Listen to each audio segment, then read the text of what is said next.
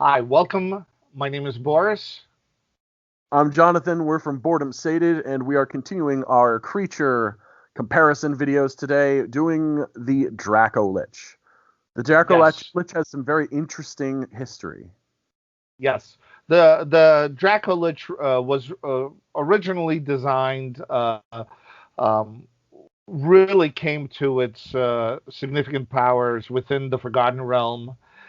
They actually have a very deep history within the Forgotten Realms. One of the mistress devoted turned against her and created, well, there's different lore paths. He either created or found the Dracolich conversion ritual and started converting different dragons. The Dracolich has appeared in multiple books. Spellfire. I think Driz in one of the books, I believe, Yes, faced the yeah. Draculich. Uh, Actually, no. It was in one of the Drizzt books, but it was not Drizzt who faced it. It was the one of the books where it was Jarlaxle and uh, his other enemy that I'm forgetting his name of right yeah, now. that faced it. Yeah. Artemis and Chari. Yes. Yes. They went with the cleric and his group of people and went to talk to the Dracolich. Dracolich. Right.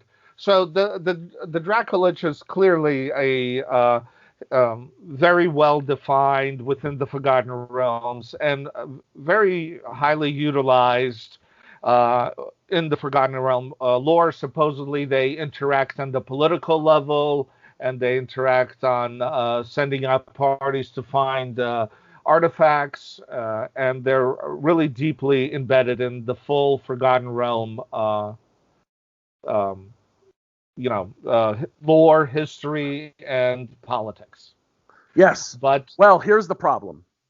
In our current edition, the history of the Dracolich is it's a dragon that has agreed to put its soul into a phylactery and become a Dracolich. yes, that's the fifth edition. That's it. Yep. Whereas in the Pathfinder, they also didn't go really deep in that. All you have to do is take the Lich template and override it on the dragons. Although, Oh no. Well, uh, I mean, okay. So there's a couple things. First, we're talking about the history. right, Pathfinder 2 doesn't have a history for a Dracolich. or no, We're they do not. talking about just creation. Fifth edition Right. has a history for it. There's a rich history in Forgotten Realms. It's got a rich history in Greyhawk. It's the Draco Liches itself is quite literally a dragon that has become a lich, either through a ritual or something like that. It may have had people helping them, or they may have just done it themselves.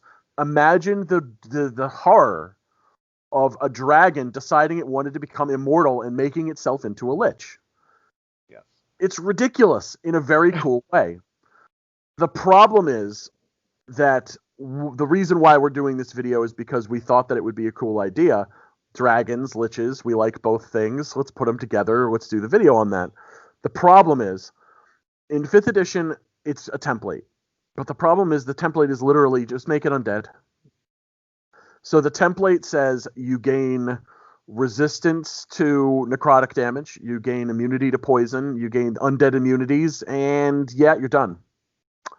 So the Dracolich version they put in is a large blue dragon that decided to become a Dracolich. It's a very cool looking creature, but it's a lich. Shouldn't it have spellcasting? Well, they still didn't give the Dracolich spellcasting, which is really disappointing. Yep. Honestly, like they made it have legendary actions, which is nice because it's an adult, not a an ancient. But it doesn't feel special. It doesn't feel like a Draco. It doesn't feel like you're fighting against two of the most powerful concepts put together into one creation to have this giant boss or this giant lair that you need to fight. You've got the legendary actions. The legendary actions are cool. You've got the lightning breath. You've got the frightening presence. But wait, those are things that you would have in a normal blue dragon. You have the mud bite. You have the wing attack. You have the multi attack. You have everything that a normal blue dragon has. It just has undead traits. Yep. And yeah, the previous versions of the Dracolich in D&D were far more powerful than even this one, comparatively. And the the you get so many bonuses in Pathfinder when you add the Lich to the dragon. First of all, you get a huge. Now it's immune to physical damage other than magical blunt, which is huge. That That's means dumb. it's Yeah. taking. Yeah, that means it's taking 15 less damage from every physical hit on it, other than by blunt. It's huge. Um, Start from the top. The first yeah. thing that happens when you make a Pathfinder 2 character a Lich is that they add a level to themselves. Yes. Just add a And, level. Just add a spell casting level is what they say. right. Which is the reason why it's a little weird, because dragons are innate spellcasters, so is it really a spellcasting level? But let's just go with worst case scenario and say, all right, let's add a level, so let's give it +1 to literally everything. Right. Then go the ahead. DC actually increases by 2 on top of that, not by 1. Well, no, For their actually, spell attacks it and their increases by 3 yeah, because they've yeah, added a level level. and you Yeah, add their spells by 3. yeah, So this you're is right. we added it to the same creature, so we did it as a large blue dragon, and the large blue dragon, the adult blue dragon, becomes a CR 14 or 15, depending, because it doesn't really say what to add to the CR. It just says add a level. Right. So what we did was we said, all right, so CR 13 normally, let's say it adds 2, make it a CR 15. But this is a CR 15 with a DC 36 saving throw. Right. That's and the other thing it adds, talk about the paralyzing touch and that such. Right. So the other thing, it gains the unarmed attack bonus of doing negative damage 1d8 per 3 levels. So if you make it 15, that gives it another 5d8 bonus to No. We the made it a CR 15, but it doesn't have 15 for hit points. 14. You're right. So it gives it 4d8. Yeah, you're right. Plus, on top of it, another 3d8 plus 12 for its regular melee attack. You're looking at 7d8 plus 12 melee attack. And that's with a plus 29 to hit now because we've given it a level. Yes, that is with So a 28. plus 29, well, plus 28 because we've given it the level to hit. And right. the average AC of a player at 15th level is right around 36. So it's got an 18 to 20 crit range for that 14d8 plus 24 damage. Is that fair? Now, one thing I will mention is if you look at the Dracolich and you look at the Lich in 5th edition, the Dracolich does not gain the paralyzing touch bonus to its damage. But that's mostly because of the fact that if it does, like we're talking about in Pathfinder 2, it'd be dumb. Right. So because they didn't really put in the rules for making a Dracolich, and again, it would only have 5th level spells as a 15th level caster, as a 15th level CR. So it's really hard to say how much more powerful its spell casting is.